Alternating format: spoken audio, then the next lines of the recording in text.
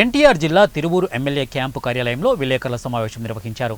ఇక మాజీ Vijayawada MP Kesineni Nani Konduru Telugu Desam party అధ్యక్షుడు గడ్డి కృష్ణారెడ్డి వ్యాఖ్యలను ఖండించారు.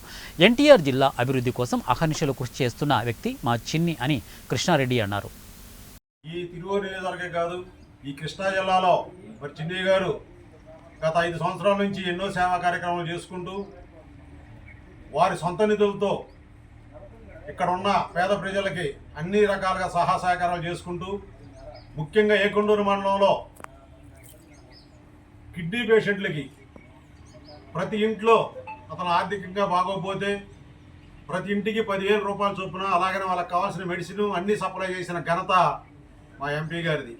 మరి అసలు ఎంపీ గారు ఎదుగుదల వారలేక ఇవాళ మరి అతను మాజీ ఎంపీ గారైన కేశినేని నాని గారు మరి అసత్య ప్రచారం చేస్తున్నారు.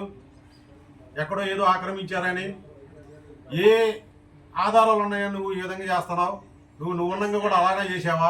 మా కేశినేని చిన్ని గారు ఇవాళ చేసే ప్రజాక్షేత్రంలో మంచి గెలిచినందుకు అతని గెలుపు వారవలేక నువ్వు ఈ విధమైన అసత్య ప్రచారం చేస్తున్నావు అని మేము అంటున్నాం.